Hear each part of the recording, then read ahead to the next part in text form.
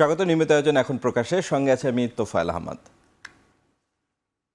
প্রায় 10 মাস ধরে দেশ পরিচালনা করছে প্রধান উপদেষ্টা ডক্টর মোহাম্মদ ইউনূসের নেতৃত্বে অন্তর্বর্তী সরকার। নির্বাচনের সংস্কার ইস্যুর পর আইন শৃঙ্খলা পরিস্থিতি নিয়ে সবচেয়ে বেশি প্রশ্নের মুখোমুখি হতে হয়েছে এই সরকারকে। এছাড়া দাবি দেওয়া আদায়ে সারা দেশে বছর জুড়ে রাজপথ দখল, প্রতিষ্ঠান অচল সহ নানা কর্মসূচি পালন করতে দেখা গেছে বিক্ষুব্ধদের। সবকিছু মিলিয়ে অভ্যুত্থানের মধ্য দিয়ে গঠন হওয়া এই অন্তর্বর্তী সরকারকে কঠিন পরিস্থিতির মধ্য দিয়েই দেশ পরিচালনা করতে হচ্ছে। বিপরীতে নির্বাচন সংস্কার এবং মানবিক করিডর ও বিদেশি অপারেটরের হাতে বন্দর ব্যবস্থাপনার দায়িত্ব দেওয়ার মতো ইস্যুগুলোতে সরকারকে সন্দেহের চোখে দেখছে রাজনৈতিক দলগুলো। দিন দিন পরিস্থিতি যেন উভয়ের জন্যই সংকটপূর্ণ হয়ে উঠছে। এই নিয়ে আলোচনার জন্য আজ স্টুডিওতে আছেন বিএনপি নেতা এবং সাবেক শিক্ষা প্রতিমন্ত্রী এহসানুল হক মিলন, সাবেক সচিব ও রাজনৈতিক বিশ্লেষক আবু আলম মোহাম্মদ শহীদ খান এবং প্রধান উপদেষ্টার সিনিয়র সহকারী প্রেস সচিব ফয়েজ আহমদ। আপনাদের তিনজনকেই স্বাগত আজকের আলোচনায়। যেহেতু রাজনীতি নিয়ে আলোচনা, আমাদের এখানে তিন অতিথির মধ্যে রাজনীতিবিদ আছেন। এহসানুল হক মিলন, আপনাকে দিয়েই শুরু করছি। গতকাল খুলনায় তারুণ্যের সমাবেশ করেছে বিএনপি। তারেক রহমান এনএমডির প্রতিষ্ঠাবার্ষিকীতে কালকে রাতে বক্তব্য দিয়েছেন। মনে হচ্ছে কি যে দিন দিন যত দিন যাচ্ছে বিএনপি নির্বাচন ইস্যুতে আরও বেশি চড়া সুরে কথা বলছে বা আরও বেশি অ্যাটাকিং। বিএনপি কি ধৈর্যচ্যুতি ঘটছে নির্বাচন নিয়ে? আপনি কি আপনার মানে অনেকের মনে হচ্ছে? ধন্যবাদ আপনাকে, ধন্যবাদ বিজ্ঞ আলোচক উভয়কে, ফয়েজ সাহেব সাংবাদিক, কিন্তু শহীদ আলম সাহেব কিন্তু ছাত্র জীবনে ব্যাপক রাজনীতি করেছেন। উনি রাজনীতিবিদের বিরাট একটি অংশ। হাওয়ার আপনি যেটা বলছেন আমাদের চড়াসুর নয়, আমরা যে দেখতে পাচ্ছি এখন ডিসেম্বর পর্যন্ত এই সরকার কি চালাতে পারবে কিনা সেটি তো আমাদের সন্দেহ হয়ে গিয়েছে। আচ্ছা আচ্ছা। আর উনি বলছেন ডিসেম্বর টু জুন নির্বাচন দিবেন। সেই পর্যন্ত যাওয়ার লক্ষ্যে এই সরকার যেভাবে চলতে হবে সেই কাজগুলো কি সরকার করছে? দেখুন, there is a two decision, short term decision, long term decision. Long term decisionগুলো নিতে হয় political party and elected government. Non elected government day to day যে সমস্যাগুলি আছে সেগুলি অ্যাড্রেস করতে হয়। কিন্তু লং টার্ম ডিসিশনগুলো যেগুলি আমাদের অ্যাক্টিং চেয়ারপারসন জনাব তারেক রহমান সাহেব বলেছেন, সেগুলো হচ্ছে লং টার্ম ডিসিশন। সেটা নির্ভর করে একটা গণতান্ত্রিক রাষ্ট্রে নির্বাচিত প্রতিনিধিদের উপর, কিন্তু সেই জায়গায় ওনারা সেই ডিসিশনগুলো নিতে যাচ্ছে। অপরদিকে এই ডিসিশন নিতে গিয়ে তারা শর্ট টার্ম এই আমাদের ডোমেস্টিক্যালি যে প্রবলেমগুলো আছে সেগুলিকে তারা সঠিকভাবে অ্যাড্রেস করছেন না।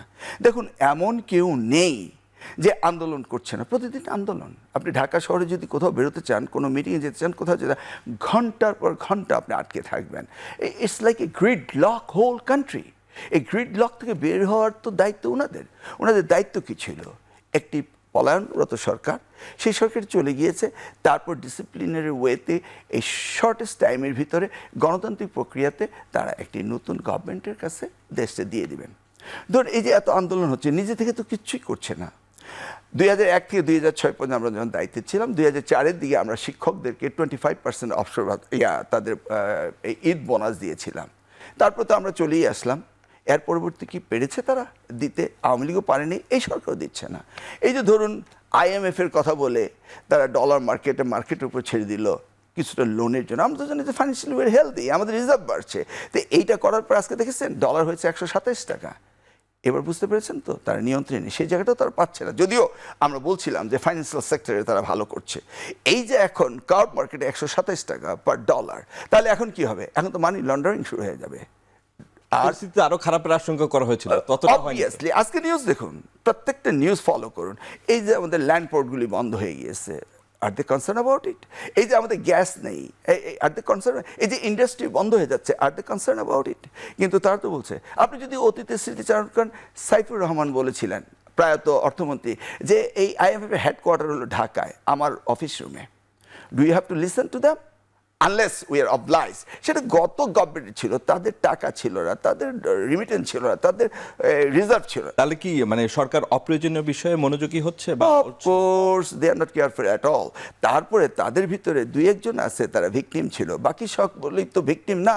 দে ডোন্ট আন্ডারস্ট্যান্ড তাদের কি জনগণের সাথে কোনো রকম ভাবে সম্পৃক্ততা রয়েছে? তারা কি তাদের অফিসে বা বাসায় জনগণের সাথে কোনো দেখা সাক্ষাৎ? Not at all. সংস্কার, নির্বাচন, বিচার এগুলোতে সরকার তো কিছু ফুটপ্রিন্ট আছে, কাজ তো করছে। ও সংস্কার, কি সংস্কার করতে হবে, কতটুকু সংস্কার করতে হবে? এখন যদি আপনি উদ্দেশ্য প্রণোদিতভাবে বলেন প্রধানমন্ত্রী যিনি হবেন তিনি একটি দলের প্রধান হতে পারবেন না, how do you say this thing? আপনি দেখেন না টার্কিতে 2017 সালে এই চেঞ্জ এনেছিল, সেই জন্য টার্কি অ্যাডমিনিস্ট্রেশন চেঞ্জ হয়ে গেছে। এখন আপনি যদি উরুগুয়ে, কলম্বিয়া আর রোমানিয়ার কথা বলেন, সেই জায়গায় প্রেসিডেন্টরা যদি পলিটিক্যাল পার্টির হয়ে থাকেন তাদেরকে মানে স্বেচ্ছায় পদত্যাগ করতে, they couldn't belongs to the political party. কিন্তু আপনি যদি ইউনাইটেড স্টেটস দেখেন, রিপাবলিকান পার্টির ডিফ্যাক্টো চেয়ারম্যান কে? ট্রাম্প। ডেমোক্রেটিক পার্টির ডিফ্যাক্টো কে? Joe Biden. আপনি যদি ইংল্যান্ডে যান, এখন যদি আপনি সংস্কার করতে চান, বিএনপির কে আগামী দিনে প্রধানমন্ত্রী হবে, কে দলের প্রধান হবে, this is not your headache. সব মিলিয়ে পরিস্থিতি তাহলে কি মানে মানে একেবারেই আস্থা পাচ্ছেন না? না না, আস্থা অনাস্থার কথা বলছে। আপনি যদি টার্গেট সেগমেন্ট করে আপনি যদি কোনো সংস্কার করতে চান, তাহলে people will not believe it. আপনি পৃথিবীর কোন দেশে পেয়েছেন? আচ্ছা দেখেন, ইট ইজ নেসেসারি যিনি প্রধানমন্ত্রী হবেন পার্লামেন্ট ফর্ম অফ সিস্টেমে তিনি দলের প্রধান হতে হবে, না হলে তো নিয়ন্ত্রণে থাকবে না। আরে ভাই, বললেই হবে নাকি? পৃথিবী কিভাবে চলছে এটা দেখতে হবে না? আচ্ছা ঠিক আছে, সংস্কার সাথে আসবো, আমরা আপনার পয়েন্টগুলো ধরতে পেরেছি। আমরা একটু অন্য আলোচকদের কাছে যাই। আবু আলম শহীদ খান, আপনি মানে প্রকারান্তে এহসান ওয়াক মিলন স্বীকার করলেন যে আসলে তারা ঠিক মানে অন্তর্বর্তী সরকারের বিভিন্ন কর্মকাণ্ড নিয়ে তাদের ভিতর কিছু সন্দেহ তৈরি হচ্ছে। আপনার কাছে কি মনে হচ্ছে যত দিন যাচ্ছে রাজনৈতিক দলগুলোর সাথে অন্তর্বর্তী সরকারের দূরত্ব তৈরি হচ্ছে নির্বাচন ছাড়াও অন্যান্য ইস্যুতে? না, দেশে তো অনেক রাজনৈতিক দল, তার মধ্যে বিএনপি একটা প্রধান রাজনৈতিক দল, সুতরাং তাদের কথার ওজনটা অন্যদের চেয়ে বেশি। ওই অর্থে যদি চিন্তা করি, যেমন দেশে 60টা রাজনৈতিক দল আছে বা 65টা আছে, আরও কিছু দল জন্মগ্রহণ করবে। তো আমি যদি সবগুলোকে একসাথে হিসাব করি, তারপরে দেখা যাবে যে বিএনপির ওজনটা কিছুটা বেশি। সুতরাং বিএনপি যে কথাগুলো বলবে এগুলো খুবই গুরুত্বপূর্ণ এবং এগুলোকে গুরুত্ব দিতে হবে। অন্যান্য রাজনৈতিক দল তো সরকারের সাথে অ্যালাইনমেন্টে আছে। এনসিপি যেমন একটা রাজনৈতিক দল, এখনও স্বীকৃত না, কিন্তু তারা তো প্রধান উপদেষ্টার বাসভবনের পাশে যে ফোয়ারাটা আছে, যেখানে 144 ধারা জারি ছিল, সেখানে মঞ্চ করে তারা আন্দোলন করলো না 3 দিন ধরে। তো প্রথম দিন ছিল রাতের বেলা, তারপরে শুক্রবার দিনের ভর দুপুর থেকে বিকাল পর্যন্ত ছিল, ওখান থেকে আসলো। ওই আন্দোলন নিয়েও তো কিছু প্রশ্ন আছে, যে সেই প্রশ্নে পরে আসি। আমি বলছি যে রাজনৈতিক দলের সমর্থন আছে কিনা। তারপর সেই রাজনৈতিক দলের ইয়াতে যোগ দিলেন জামাতে ইসলাম, অন্যান্য ইসলামী পার্টি, হেফাজত, সবাই কারা কারা যোগ দিয়েছেন আমরা জানি, দর্শকরা জানে, সেজন্য সব নাম বলতে হলো না। তারপর তারা শাহবাগে গেলেন, শাহবাগ থেকে আবার ইন্টারকনে আসলেন, সেখানে একটা আলটিমেটাম দিলেন যে আগামী 1 ঘন্টার মধ্যেই এই কাজটা করতে হবে, না হলে আমরা অন্য কিছু করব, অন্য প্রোগ্রাম দিতে বাধ্য হব। তো তখন ওইটার রাজনৈতিক দলের সমর্থন তো তাহলে আছে, মানে এনসিপির সমর্থন আছে, জামাতের সমর্থন আছে। জামাতের সমর্থনটা একটু দোটানা, যেহেতু বিএনপি যা বক্তব্য সেটা মিলন সাহেব বলেছেন, সুতরাং আমি তাদের বক্তব্যে যাচ্ছি না। জামাত মাঝে মধ্যে বলে যে না, আমরা নির্বাচন চাই, দ্রুত নির্বাচন চাই। কি নির্বাচন? ঈদের আগে নির্বাচন করতে হবে, জামাতের আমির বললেন। আবার বললেন যে না, সংস্কার করে নির্বাচন করতে হবে বা বিচার করে নির্বাচন করতে হবে। এই ধরনের কথাবার্তা বললে যেটা হয়, সংস্কার হচ্ছে একটা চলমান প্রক্রিয়া, এবং সংস্কার কিন্তু অনাদিকাল ধরে চলতে থাকবে। যতদিন মানব সভ্যতা থাকবে, আমরা সবাই মরে যাব, আমাদের পরের জেনারেশন আসবে, মানব সভ্যতা, এই দেশ, জাতি, জনগণ যতদিন থাকবে সংস্কার চলতে থাকবে। সুতরাং আপনাকে ঠিক করতে হবে অন্তর্বর্তীকালীন সরকার, অন্তর্বর্তীকালীন সরকার নাম যখন অন্তর্বর্তীকালীন সরকার দিয়েছেন, তখন আপনাকে অন্তর্বর্তী থাকতে হবে। অন্তর্বর্তী মানেটা কি? আপনি রেগুলার সরকারের মাঝখানে একটা সরকার, যে একটা সরকারের কাছে দায়িত্ব হস্তান্তর করবে একটা নির্বাচনের মধ্য দিয়ে। কারণ আমরা মনে করি, সকলেই মনে করে, এবং বাংলাদেশের জনগণ এবং অন্তর্বর্তীকালীন সরকারের যারা আছেন তারাও মনে করেন, এবং যারা গণ অভ্যুত্থান করেছিলেন তারাও মনে করেন যে একটা ভালো নির্বাচনের মধ্যে দিয়ে জনগণ যাকে পছন্দ করবে তাদের কাছে দায়িত্ব হস্তান্তর করতে হবে। এবং অন্তর্বর্তীকালীন সরকার তো অনেক দিন ধরে চলতে পারে না, এটা সবাই মোটামুটি মোটা দাগে সবাই অ্যাগ্রি।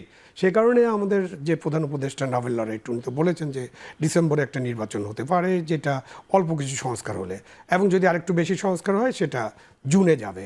এখন মিলন সাহেব ঠিকই বলেছেন, বা অন্যান্য রাজনৈতিক দল সংস্কারটা বুঝতে পারছে কিনা আমি জানি না, তারা তাদের বক্তব্য দেবেন। বাট একজন নাগরিক হিসেবে আমি এখনও বুঝতে পারছি না যে কী কী সংস্কার হবে, কী কী সংস্কার করা দরকার, এবং কোন কোন সংস্কার হলে একটা ভালো নির্বাচন হতে পারে। এই সংস্কারের মধ্যে যদি আপনি দুই একটা পয়েন্ট, মানে এটা তো অনেক, মানে 250-300 বা 400 সংস্কার আছে, তার মধ্যে 150-60টা গুরুত্বপূর্ণ সংস্কার। এখন যদি ধরেন আপনি মনে করেন যে না এখনই আমাদের প্রপোর্শনাল রিপ্রেজেন্টেশন চালু করে দেবো, এটা তো করতে পারবেন না। প্রপোর্শনাল রিপ্রেজেন্টেশনের একটাই প্রবলেম, এটা বিএনপিকে একেবারে ওদেরকে নির্মূল করে দিলে ওরা রাজি হবে না। কারণ প্রপোর্শনাল রিপ্রেজেন্টেশন হলে একটা দলকে সরকার গঠনের জন্য 50% ভোট পেতে হবে। বিএনপির কাছে তো এই ভোট নাই, বাংলাদেশে কোনো রাজনৈতিক দলের কাছে কখনোই এই ভোট ছিল না গত 54 বছরে। যদি ওই যে ওইরকম একটা ডামাডোলের নির্বাচন না করেন, যে নির্বাচন রাতে হবে, যে নির্বাচনে কেউ কন্টেস্টেন্ট থাকবে না, যে নির্বাচনে অন্যান্য কর্তৃপক্ষ যারা আছেন, প্রশাসন, পুলিশ, অন্যান্যরা ভোট দিয়ে দিবেন, তো এইরকম না হলে আপনার তো ওই সমর্থন নাই। সুতরাং ওটাতে বিএনপি রাজি হবে কেন? আপনি সেকেন্ড কক্ষ যেটা বলছে, দ্বিতীয় কক্ষ বিএনপি এখন কেন রাজি হবে?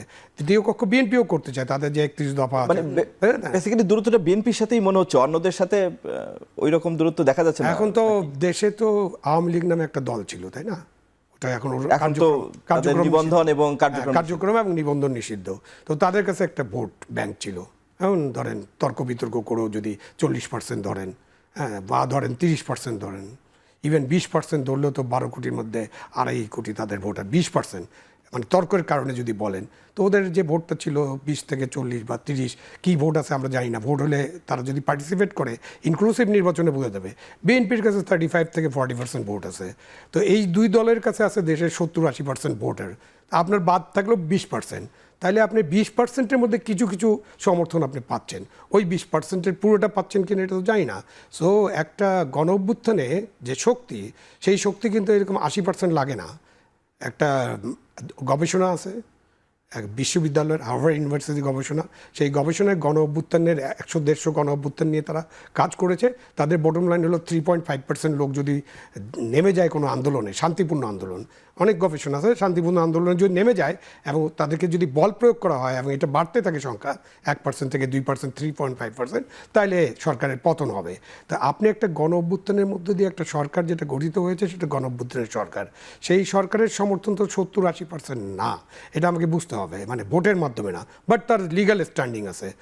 একটা গণ অভ্যুত্থান হয়েছে, সরকার গঠিত হয়েছে, হাইকোর্টে, সুপ্রিম কোর্টে রেফারেন্স হয়েছিল, তাদের যে আইনগত বৈধতা এটা আছে।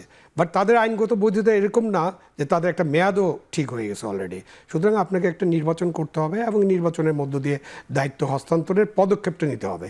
তার মাঝখানে আপনি যদি সংস্কার করতে পারেন, ভালো নির্বাচন, তাই না, সেটার জন্য সংস্কার করেন।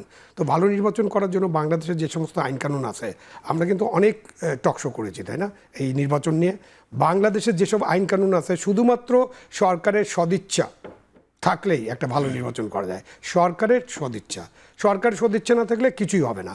এখন আপনি যাই করেন, আপনি যতই সংস্কার করেন পুলিশে, যতই সংস্কার করেন সিভিল সার্ভিসে, বিচার বিভাগে, তাতে কোনো কাজ হবে না। এবং রাজনৈতিক দলগুলো যদি নিজেদের মধ্যে গণতন্ত্র চর্চা না করে, সংস্কার নিজেরা না করে, তাহলে কিন্তু ভালো নির্বাচন হবে না। সুতরাং ভালো নির্বাচনের জন্য যতটুকু সংস্কার প্রয়োজন, আসলে সিগন্যাল প্রয়োজন। এবং আমরা এটা দেখেছি যে দলীয় সরকারের সময় কি নির্বাচন হয়, আর 91 সালে, 96 সালে, আপনার 2001-এ, 2008-এ কি নির্বাচন হয়েছে আমরা দেখেছি। এটা যে দলীয় সরকার না থাকলেই যে সিভিল সার্ভিস, পুলিশ সার্ভিস সবাই তখন ঠিক সোজা পথে হাঁটতে থাকে, হেঁটে নির্বাচন ঠিক মতো করে দেয়। আপনি 91-এর নির্বাচনের কথা চিন্তা করেন, তার আগে 8 বছর এরশাদ সাহেব ক্ষমতায় ছিল, এবং এরশাদ সাহেবের সময় এই বিসিএস অ্যাডমিনিস্ট্রেশন, যারা মূলত নির্বাচনী প্রশাসনের সাথে যুক্ত থাকেন, সেখানে ম্যাজিস্ট্রেট হিসেবে তারা নিয়োগ দিয়েছিলেন 650, 550, 450, একেবারে 1650। যে সার্ভিসের ইয়াই ছিল 1000-এর নিচে, সেটা হয়ে গেল 1650, অ্যাড হয়ে গেল 2600। তারা তো ফিল্ডে ছিলেন, ডিসিরা ফিল্ডে ছিল, এসপিরা ফিল্ডে ছিল, সচিবরা ছিলেন। মাত্র G10 10 জন সচিবের ব্যাপারে কথাবার্তা হয়েছে, তাদেরকে একটু নিউট্রাল করা হয়েছে। তো তারপর নির্বাচন হয়নি 91 সালে। নির্বাচন তো ভালো মতো হয়েছে, কারণ শাহাবুদ্দিন সাহেবের সরকার, তত্ত্বাবধায়ক সরকার, এবং সোজা নির্দেশ ছিল যে কোনো রকম হাঙ্কি বাঙ্কি করা যাবে না, কোনো 2 নম্বর কাজ করা যাবে না, করলেই তুমি বিপদে পড়বা। এইটা যদি এনশিওর করতে পারে আমাদের সরকার, মানে Finally তাহলে- সরকার, তাইলে একটা ভালো নির্বাচন করা সম্ভব। ধন্যবাদ ধন্যবাদ আহমেদ ফয়েজ বা ফয়েজ আহমেদ সরি মানে অন্তর্বর্তী সরকার তো নির্বাচন নিয়ে চাপ আছে আগে থেকেই, এর পাশাপাশি যেটা বলছিলেন যে এহসানুল হক মিলন, এখন আসলে রাস্তায় ঢাকা রাস্তায় কখন কোথায় কি হবে বলা যায় না। তত্ত্বাবধায়ক সরকারকে বা অন্তর্বর্তী সরকারকে অনেক ধরনের দাবি দেওয়ার বিষয়গুলো ফেস করতে হচ্ছে। তো নির্বাচন ইস্যুতে এবং আনুষঙ্গিক ইস্যুতে একটু চাপে আছে কি না অন্তর্বর্তী সরকার অন্য যে কোনো সময়ের তুলনায়, গত 10 মাসের সময়ের তুলনায়?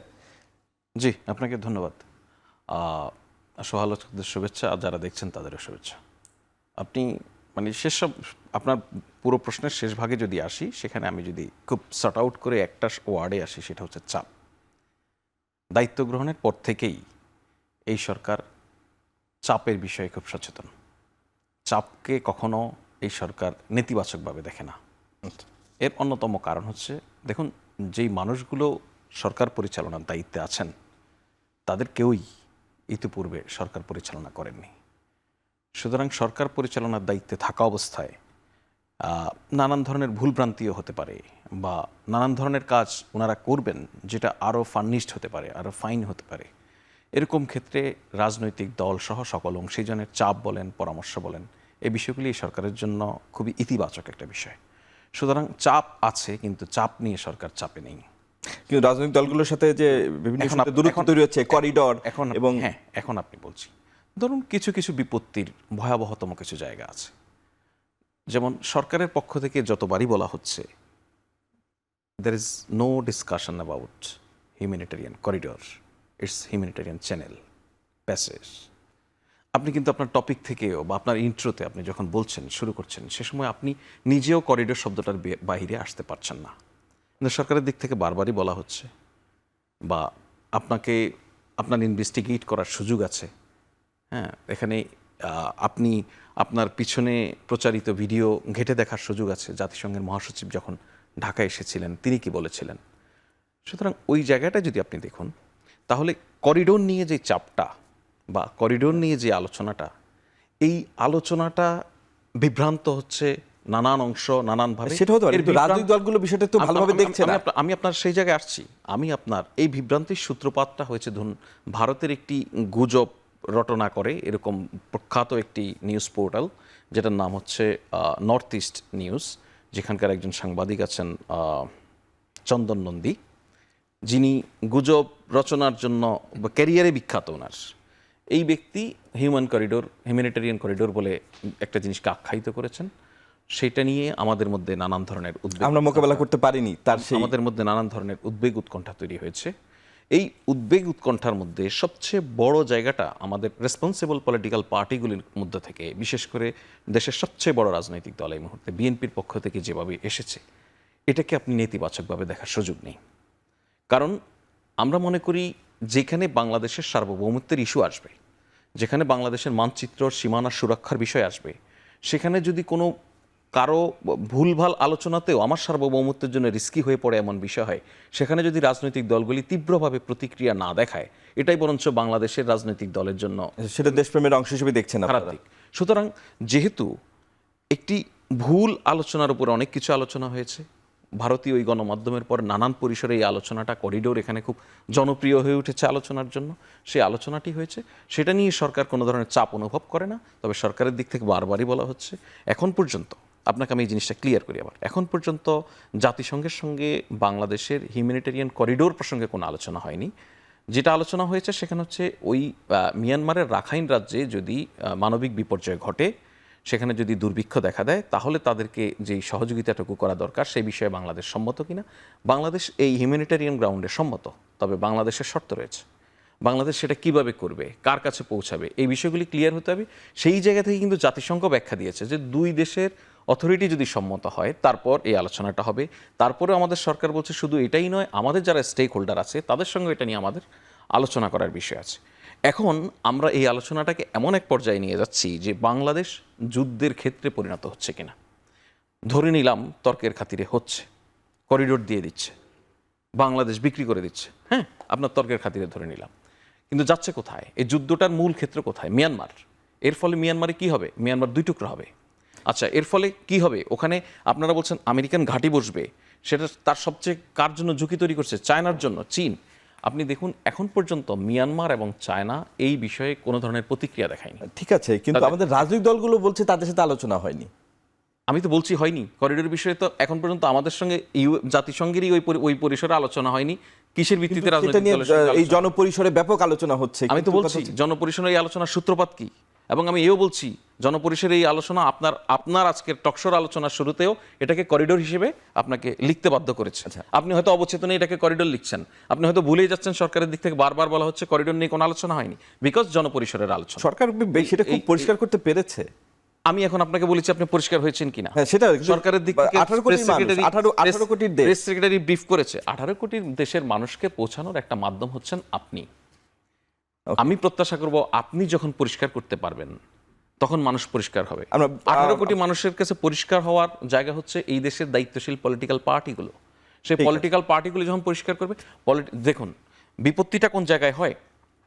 আমাদের গণ অভ্যুত্থানের পক্ষের যে সমস্ত শক্তি, রাজনৈতিক শক্তি, এটাকে যদি আপনি প্রত্যাশা করি যে 5 আগস্ট পূর্ববর্তী সময়ে আমাদের রাজনৈতিক দলগুলির মধ্যে যে ঐক্যটি ছিল বা যে অবস্থানটি ছিল, 5 আগস্ট পরবর্তী সময়ে এসে তারা একই রকম থাকবে, এই প্রত্যাশা করা উচিত নয়।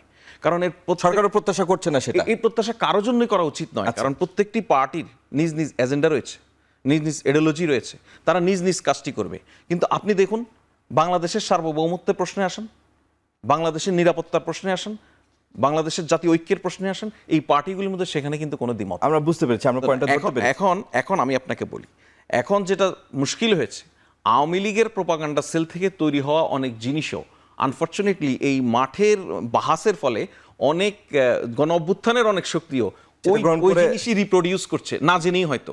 এখন যারা প্রোপাগান্ডাটা তৈরি করে সেটা চ্যালেঞ্জ তৈরি করছে আপনাদের। সেটা একটা চ্যালেঞ্জ। ধন্যবাদ, ধন্যবাদ। আমাদের একটা বিরতি নেওয়ার সময় হচ্ছে, আমরা একটা বিরতিতে যাব। দর্শক, আমরা একটা বিরতিতে যাচ্ছি, ফিরে আসছি একটু পরে।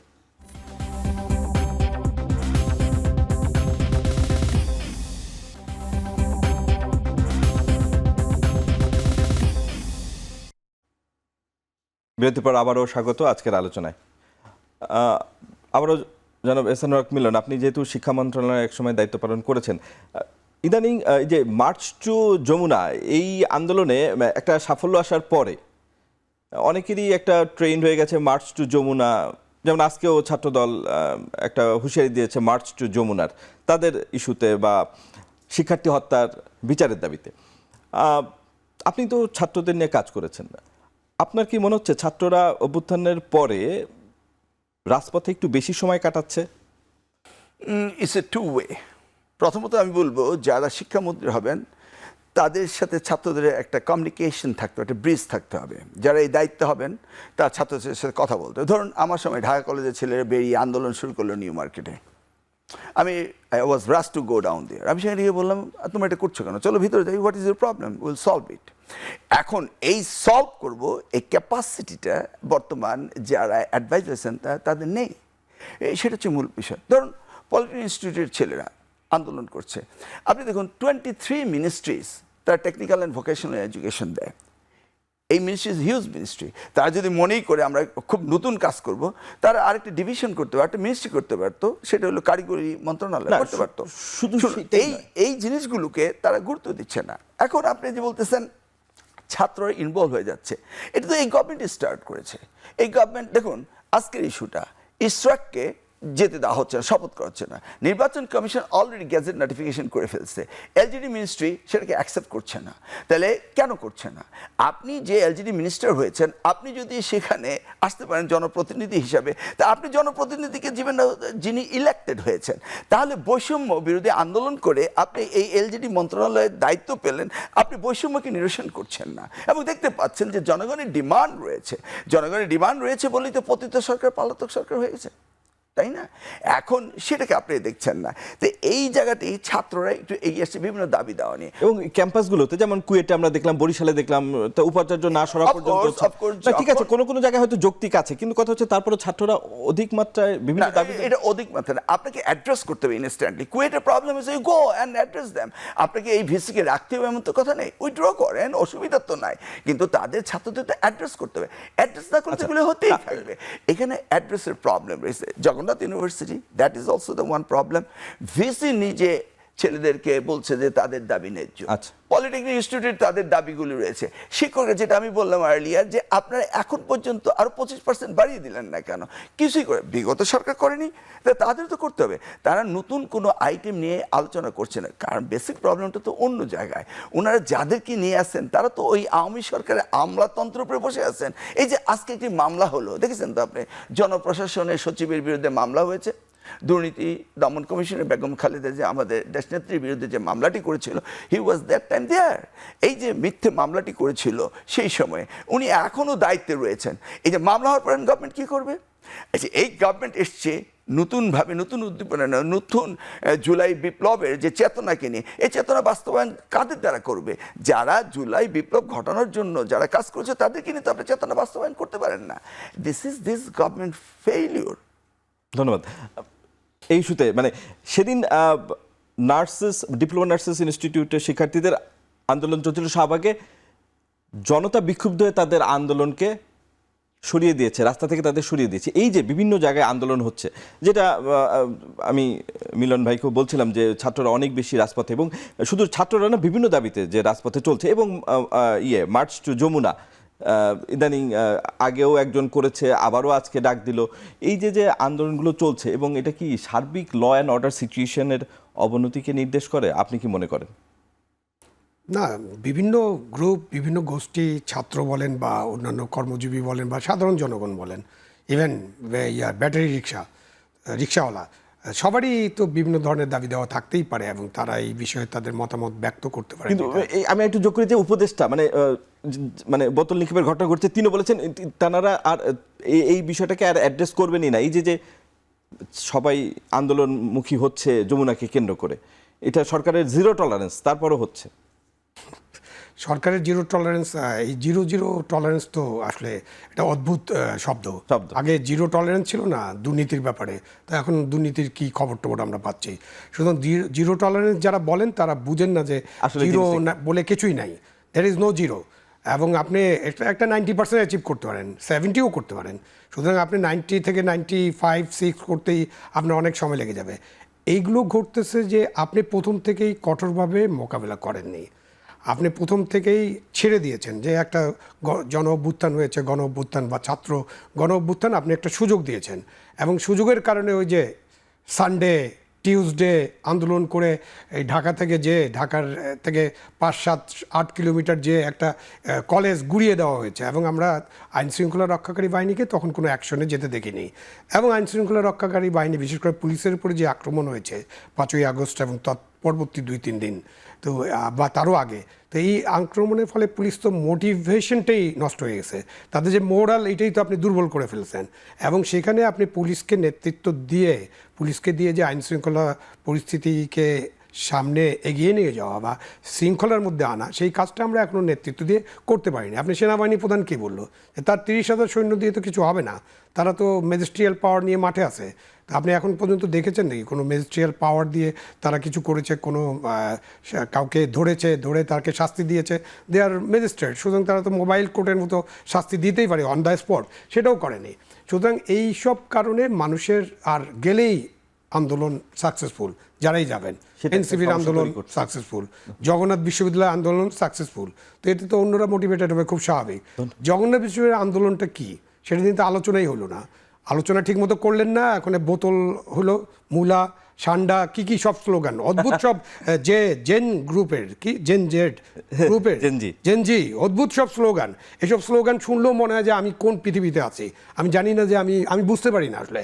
এখন আমি সান্ডা বুঝতে পারি নাই, বোতল না মূলা এই স্লোগান আমি বুঝতে পারি নাই। আমি ফয়েজের কাছে আশা করবো যে ওনারা হয়তো কিছুটা বুঝতে পারবেন যে এইসব কী স্লোগান। তারপরে দেখেন জগন্নাথ বিশ্ববিদ্যালয়ের দাবিটা কি? একটা দাবি হলো তাদেরকে 70% আবাসিক ভাতা দিতে হবে, তাই না? একটা দাবির কথা বলছে, অন্য অনেক দাবি আছে, তিন দাবির দাবি নিয়ে একটা আলোচনা বড় করতে হবে। দাবি। এটা বড় দাবি। আপনি এই জগন্নাথ বিশ্ববিদ্যালয় কি আবাসিক বিশ্ববিদ্যালয় নাকি? গভর্নমেন্ট ইভেন্ট ডিক্লেয়ার করছে? No. আপনি আবাসিক বিশ্ববিদ্যালয় না হলে তাকে কেন আবাসিক? ভাতা দিবেন কিভাবে? তাহলে তো ঢাকা বিশ্ববিদ্যালয়ে 40,000 ছাত্রের মধ্যে কজন থাকে ঢাকা বিশ্ববিদ্যালয় হলে? 10,000-এর তো জায়গা নেই, তাহলে বাকি 30,000-কে দিবেন। তারপর দেশে পাবলিক বিশ্ববিদ্যালয় আছে 50টার উপর, তাদেরকে দিবেন। এরপরে কলেজের ছাত্ররা আন্দোলন করবে, তাদের হোস্টেলে জায়গা হয় না, তাদেরকে আবাসিক ভাতা দেন। এমনিতে এইসব বিশ্ববিদ্যালয়, পাবলিক বিশ্ববিদ্যালয়ে যারা পড়াশোনা করেন, আমিও করেছি, আমরা জনগণের ট্যাক্সের পয়সা পড়াশোনা করি। একটা প্রাইভেট বিশ্ববিদ্যালয়ে আপনি একটা কোর্স করতে, কমপ্লিট করতে আপনার 4 থেকে 5 লক্ষ, 10 লক্ষ, ইভেন মেডিকেল MBBS পড়তে আপনার 20 লক্ষ, 30 লক্ষ টাকা খরচ হয়। আমি সেখানে 12 টাকা দিতাম 1.5 মাসে, 8 টাকা আমার টিউশন ফি ছিল। আমি যেহেতু রেসিডেন্সিয়াল স্কলার ছিলাম, আমার সিট ভাড়া ছিল না তো, এবং তারপরে 100 টাকা আমি পেতাম, স্কলারশিপ পেতাম।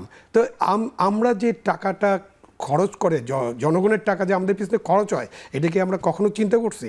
আমরা কি কখনো বলেছি জনগণের টাকাটা আমাদেরকে ফেরত দিতে হবে? তো আপনি এই দাবি করবেন, সেই দাবি করবেন, তারপরে এক সময় উপদেষ্টা পরিষদ থেকে ডিক্লেয়ার করা হবে আমাদের সব দাবি মেনে নিয়েছি। আমি দেখতে চাই 2-3 মাসের মধ্যে কি কি দাবি তারা মানছেন। মানবেন না তো, তারপর জগন্নাথ বিশ্ববিদ্যালয় আবার আসবে। কারণ এই 70% ভাতা বা 10% ভাতা, ইভেন 1% ভাতা দেওয়া সম্ভব না। তাহলে সারা বাংলাদেশের আবাসিক যে সমস্ত ব্যবস্থা নাই যাদের জন্য, তাদের সকলকে ভাতা দিতে হবে। এটা একটা অদ্ভুত দাবি, এবং সেই দাবি নিয়ে কোনো আলোচনা করলেন না, যেটা মিলন সাহেব বলছেন ঠিক কথা। বাট পরিস্থিতি কিন্তু ডিফারেন্ট।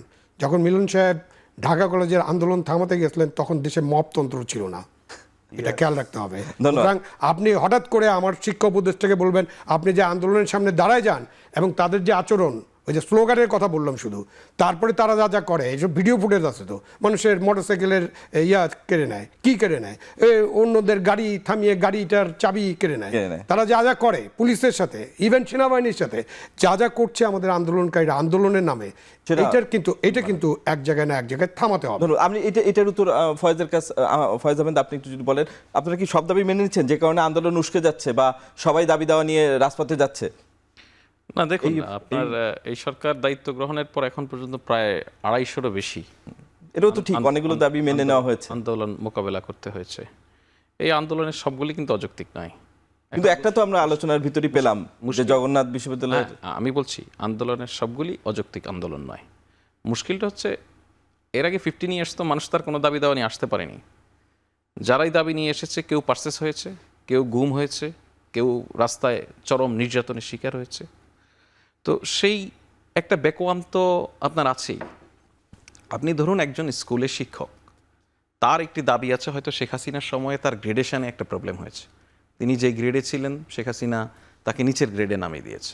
উনি মনে করেন অবসরে যাওয়ার আগে যদি এই গ্রেডটা ঠিক করে না নেন, উনি তার সমাজে তার পরিবারের সম্মান নিয়ে বাঁচতে পারবেন না। এই জন্য ওনার কাছে এটাই কিন্তু ওনার জীবনের একমাত্র দাবি, সবচেয়ে গুরুত্বপূর্ণ দাবি। একইভাবে নার্সের দাবি ভিন্ন, সবারটাই কিন্তু তার জীবনের জন্য সবচেয়ে বড় দাবি। কিন্তু সরকারের কাছে তো ওই শিক্ষকের দাবি বলেন, নার্সের দাবি বলেন, এগুলি আবার একটা ক্রাইটেরিয়া ধরে ধরে তার প্রায়োরিটি সেট করতে হয়। ধরুন জগন্নাথ বিশ্ববিদ্যালয়ের দাবি নিয়ে কথা হচ্ছে। জগন্নাথ বিশ্ববিদ্যালয় কিন্তু 2005 সাল থেকে আন্দোলন করে আসছে এই সমস্ত দাবি দাওয়া নিয়ে। তারপরে দেখুন এই জগন্নাথ বিশ্ববিদ্যালয় সরি 2015 সাল থেকে মানে এত আন্দোলন হচ্ছে, এখন এগুলোর ব্যাপারে সবাই মনে করছে যে অন্তর্বর্তী সরকার একটু দুর্বল সরকার, আন্দোলন করলে দাবি দেওয়া। আমার মনে হয় আপনার প্রশ্ন অনেক বেশি, সেজন্য আপনি একটু তাড়া দিচ্ছেন। আমি এটা শেষ করি, যদি পরিষ্কার না করা যায় তাহলে তো হবে না। দাবি তো করবে ভাই, দাবি শুধু এখন পর্যন্ত কারা করেনি জানেন? সাংবাদিকরা। কেন করেনি বলেন? কেন? সাংবাদিকরা ওই নৈতিক জায়গা হারিয়েছে, দাবি করা যায় না। সাংবাদিকদের একটা অংশ এত বেশি বিক্রি হয়েছে, এবং আরেকটা অংশ ভয়ে সাংবাদিকতা থেকে এত দূরে থেকেছে, এখন নিজেকে আর দাবির জায়গায় আছে বলে হয়তো মনে করে না।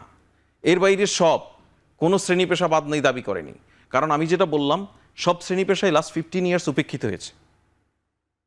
এই দাবির মধ্যে অনেক সেভোটাজ আছে, এই দাবির মধ্যে অনেক পরিকল্পিত আন্দোলন আছে, সেটা বাস্তব, সেটা আপনারাও জানেন, আমরাও জানি, দেখছি, নানান সময় ধরা পড়ছে।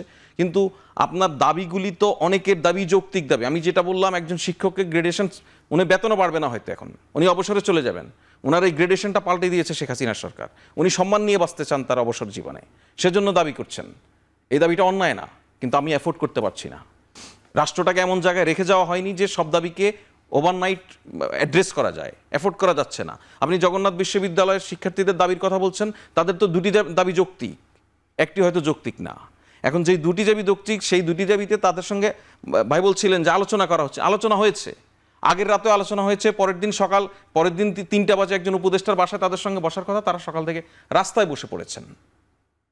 হ্যাঁ, তাদের কাছ থেকে বারবার সময় চাওয়া হচ্ছে, এগুলি একনেকে যেতে হবে, দাবিগুলো বাজেটের যৌক্তিকভাবে ব্যাপার আছে। বিবেচনা করতে সুতরাং বাস্তবতা হচ্ছে, আপনি যদি এই গার্বেজও ধরেন, এগুলিকে এই দাবির জঞ্জালও ধরেন, এই জঞ্জালটা ওই সরকারকে মোকাবেলা করতে হচ্ছে।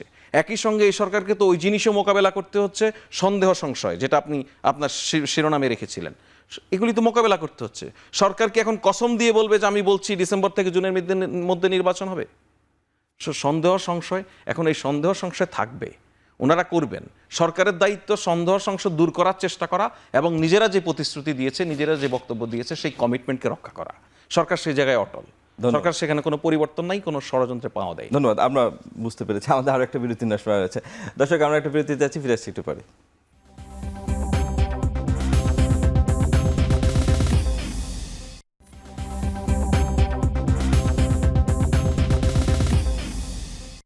বিরতির পর আবারও ফিরে এলাম আজকের আলোচনায়।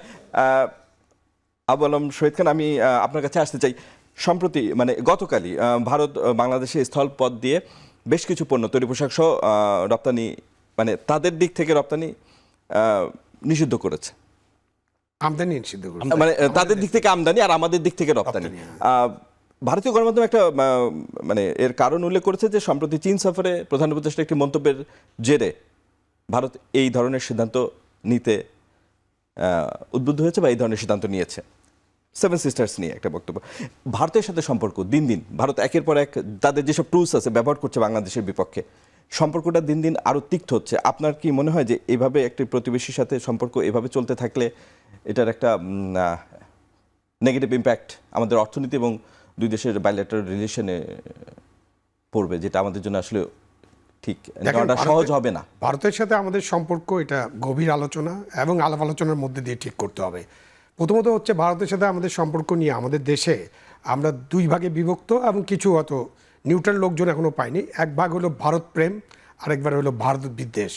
হ্যাঁ, আপনি ওইখানে পাকিস্তানের সাথে যুদ্ধ হইলে আপনি এদিকে সেভেন সিস্টার দখল করে নেবেন এরকম ঘোষণা দেন, আপনি দিল্লিতে যে চা খাবেন।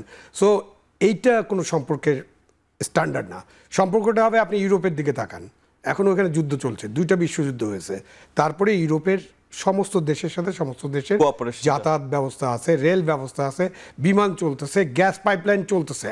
এখনও মস্কো থেকে জার্মানিতে গ্যাস আসে, কিন্তু জার্মানিরা তৈরি হয়ে আছে কখন আপনি ওদেরকে সাহায্য করে রাশিয়ার উপর একটা হামলা করার জন্য সহায়তা করবে, সেটা রাশিয়া জানে, কিন্তু গ্যাস বন্ধ করে না, তাই না? তো গ্যাসটাকে বিক্রি করতে হবে। সেখানে আমাদেরকে আমাদের সম্মান, আমাদের যে সার্বভৌমত্ব, আমাদের যে নেগোসিয়েশন স্কিল আমাদের পক্ষে এবং ন্যায্যতার ভিত্তিতে ভারতের সাথে আমাদের একটা সম্পর্ক রাখতে হবে। এখন ভারত যা যা করছে, ওই যে আপনি বললেন যে একটা গণমাধ্যমে প্রকাশ হয়েছে, ও কি ইন্টারভিউ নিয়ে করছে নাকি? ভারত সরকারের পক্ষ থেকে এরকম বলছে, স্পেকুলেশন। তো আপনি গণমাধ্যমে যে ভাই ক্রেডিবল গণমাধ্যমের স্পেকুলেশন, ক্রেডিবল, আবার ক্রেডিবল গণমাধ্যমের স্পেকুলেশন কি? ভাই আমি জার্নালিজমে লেখাপড়া করছি, ও লেখাপড়া করছে, আপনি নিশ্চয়ই লেখাপড়া করছেন, বা এই যে মিলন সাহেব তারা পত্রিকা চালান। এই যে আপনি ক্রেডিবল সংবাদপত্রে স্পেকুলেশন করবে, you have no right to speculate. ভারতের কোনো বিবৃতি পাইছি আমরা যে যে সেভেন সিস্টার নিয়ে ইনু সাহেব চীনে এই কথা বলার জন্য আমরা এই ব্যবস্থা নিলাম? নো, তারা তাদের ব্যবস্থা, তারা আগে থেকেই এই ব্যবস্থাগুলো নেবে, তারা ঠিক করে রাখছে এবং তারা নিশ্চয়ই তাদের একটা চিন্তা ভাবনা আছে। এবং আমাদের যে মানে উপদেষ্টা, কমার্স উপদেষ্টা, উনি কী বলছেন? উনি বলছেন যে আমরা এখনও চিঠিপত্র পাইনি বা আমাদের সাথে যোগাযোগ হয়নি, যোগাযোগ হলে আমরা আলোচনা করব। এটা অফকোর্স আমাদের জন্য একটা বড় চ্যালেঞ্জ। এই চ্যালেঞ্জটা আমাদেরকে মোকাবেলা করতে হবে, কারণ আমাদের এই সেভেন সিস্টারে কিন্তু আমাদের অনেক মিলিয়ন ডলারের আমাদের ব্যবসা আছে, স্পেশালি আখাউড়া দিয়ে। ধন্যবাদ। এবং বেনাপোলেও আমাদের অনেক ব্যবসা আছে। সুতরাং এগুলোকে আমাদের আলাপ আলোচনা করে নিষ্পত্তি করতে হবে। মিলন, আপনি এই বিষয়ে আপনার আমি অবজারভেশন ইন ডিটেল যেতে চাই না, তবে আমি দুটো আওয়ামী লীগ দেখেছি। একটা হলো শেখের আওয়ামী লীগ, আর একটা হলো হাসিনার আওয়ামী লীগ। শেখের আওয়ামী লীগ ছিল বাংলাদেশপন্থী, প্রো বাংলাদেশ, আর শেখ হাসিনার আওয়ামী লীগ হলো ভারতপন্থী আওয়ামী লীগ, ভারতের আওয়ামী লীগ বাংলাদেশে কলোনাইজ করার জন্য যে দলটি দরকার সেই আওয়ামী লীগ। মুক্তিযুদ্ধে ভারত আমাদের সহযোগিতা করেছিল তাদের স্বার্থে, এটা আমরা জানি। আবার এই আওয়ামী লীগকে তারা সহযোগিতা করার জন্য they will play all the cards, they will not give up. সেই জন্য একের পর এক খেলছে। আপনি যদি এখন ডক্টর ইউনূসের কথা বলেন, উনি স্টেটমেন্ট দিয়েছেন, you can ask for his verification, he never uttered that word যে আমরা সেভেন সিস্টারকে সেপারেশন করে ফেলবো। No, not at all. এটা তো এক্সপ্রেশন যেতে হবে, যেটা উনি খুব সুন্দরভাবে বুঝিয়ে বললেন। In this case I can say the same thing. আমি আসি জগন্নাথ বিশ্ববিদ্যালয় নিয়ে একটু বলি নাকি। জগন্নাথ বিশ্ববিদ্যালয় যখন তৈরি করা হয়েছিল আমাদের সময় আমি তৈরি করেছিলাম, ভ্যাটিং করেছিলাম। যখন প্রাইভেট ইউনিভার্সিটি আমরা দিচ্ছি, প্রাইভেট ইউনিভার্সিটির সাথে কম্পিটিশনে সরকারি বিশ্ববিদ্যালয় রাখার জন্য জগন্নাথ বিশ্ববিদ্যালয়কে করা হয়েছিল, এবং তখন বলা হয়েছিল ছাত্রদের আয় ব্যয় দিয়ে এই বিশ্ববিদ্যালয়টি চলবে। কিন্তু তখন রেসিডেন্সিয়াল বিশ্ববিদ্যালয়টা বানানো হয়নি। এখন আমার ছেলে যদি রেসিডেন্সিয়াল বিশ্ববিদ্যালয় চায় তাহলে জাহাঙ্গীরনগরে যেতে পারে, তাহলে চিরাঙে যেতে পারে, রাজশাহীতে যেতে পারে। That's lot of university. But যখন এই দাবিগুলো গত সরকার সময় উঠছে, গভর্নমেন্ট শুড অ্যাড্রেস ইট। তারপরে আসি, আমি টেকনিক্যাল এডুকেশনের ব্যাপারটা বলতেছি। আমি একটা রিসার্চ করেছি, আমার গবেষণা, সেটা হলো আর্থসামাজিক উন্নয়নে কারিগরি শিক্ষার ভূমিকা। সেই জায়গায় আমার রিকমেন্ডেশন ছিল যে এইখানে একটা টেকনিক্যাল এডুকেশন মিনিস্ট্রি হওয়া উচিত। এনিওয়ে, আপনার সময় খুব অল্প। আমি মনে করি মপতন্ত্র থেকে বেরিয়ে আসতে হলে গণতন্ত্র হতে হবে, গণতন্ত্রের জন্য নির্বাচন প্রয়োজন। এখন আপনি অটোমেটিক্যালি বুঝবেন, এই সরকার বুঝবে যে মপতন্ত্র দিয়ে রাষ্ট্র স্থবির হয়ে যাচ্ছে, সেই জন্যই গণতন্ত্রের জন্য প্রয়োজন। আর গণতন্ত্রের জন্য আমরা নির্বাচন বলছি, এটা কিন্তু আমাদের কথা না, এটা জনগণের আশা আকাঙ্ক্ষা।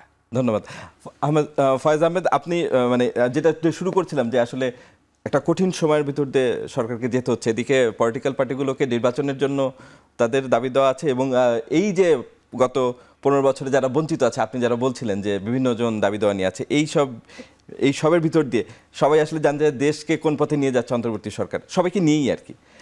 তো নির্বাচন ইস্যু এবং এই যে দেশের সার্বিক পরিস্থিতি অনেকে মনে করেন একটু নাজুক অবস্থায় আছে, তাদের জন্য আপনাদের সরকারের তরফ থেকে আপনার বার্তা কি? দেখুন, প্রথম কথা হচ্ছে যে একটা সরকারের কঠিন পরিস্থিতিতে যাওয়া উচিত, সকল সরকারের। আর দেশের জনগণ যদি মনে করে যে সরকার নাজুক অবস্থায় আছে, জনগণ যদি মনে করে, দেশপ্রেমিক জনগণ সরকারকে সবল রাখার জন্য তাদের জায়গা থেকে দায়িত্বশীল আচরণ করবে। এই সংঘবদ্ধ সন্ত্রাস করা, হুটহাট করে রাস্তাঘাট দখল করে জনজীবনকে বিঘ্নিত করা, এই জায়গাগুলিতে থাকবে। এটা হচ্ছে আপনি ভারতের যেই ইস্যুটা বললেন, একদম লেটেস্ট ইস্যু। আমি জাস্ট এক জায়গায় টাচ করি যে বাংলাদেশ থেকে আমদানি কিছু প্রোডাক্টে তারা নিষেধাজ্ঞা দিয়েছে। বাংলাদেশ তো পৌঁছাবে, বায়ার কারা? তার দেশেরই মানুষ। সুতরাং এটা এক এন্ডের ক্ষতি নয়। আর মিলন ভাই যেটা বলছিলেন যে ভারত তার সবগুলি উইপন্সকে নানানভাবে কাজে লাগায়। আমরা কোনো স্পেকুলেশনে যাচ্ছি না, কেন করেছে, কি করেছে। ভারতের একটা গণমাধ্যমের কথা আপনি বলেছেন যে সেভেন সিস্টার্সকে নিয়ে, আমি শুধু কিওয়ার্ড হিসেবে সেভেন সিস্টার্সকে নিয়ে একটা ক্লারিফিকেশন দিতে চাই। সেটা হচ্ছে যে প্রফেসর ইউনূস যতবার এই 70 সিস্টার্সের কথা বলেছেন, ততবার বাংলাদেশের সঙ্গে এই অঞ্চলের বাণিজ্যিক সম্পর্কের জায়গায় সেভেন সিস্টার্স কতটা গুরুত্বপূর্ণ, তাদের জন্য বাংলাদেশ দরকার, বাংলাদেশের জন্য তাদের দরকার। সুতরাং এটাকে নিয়ে যে খুচরা এবং নোংরা রাজনীতি ভারতের কিছু প্রোপাগান্ডা মিডিয়া করে থাকে, সেটার সঙ্গে প্রফেসর ইউনূসের যে বক্তব্য, সেটার কোনো মিল নেই আসলে। সুতরাং নাগরিকদের, তার নিজ দেশের নাগরিকদেরকেও বিভ্রান্ত করতে ভারতীয় কিছু গণমাধ্যম যে ভূমিকা রাখছে, প্রচার মাধ্যম, বেসিক্যালি গণমাধ্যম বলা উচিত হবে না তাদের, যে ভূমিকা রাখছে, সেগুলিকে আমরা রেফারেন্স হিসেবে অ্যাটলিস্ট না নিই। ধন্যবাদ ফয়েজ আহমেদ, এহসানুল হক মিলন, আবু আলম, মোহাম্মদ শহীদ খান এবং ফয়েজ আহমেদ, আপনাদের তিনজনকে অসংখ্য ধন্যবাদ আমাদের সাথে আজকের আলোচনায় যোগ দেওয়ার জন্য। দর্শক, আমরা আজ এখানে শেষ করছি, আবারও দেখা হবে সমসাময়িক বিষয় নিয়ে। ভালো থাকবেন, ততক্ষণ শুভরাত্রি।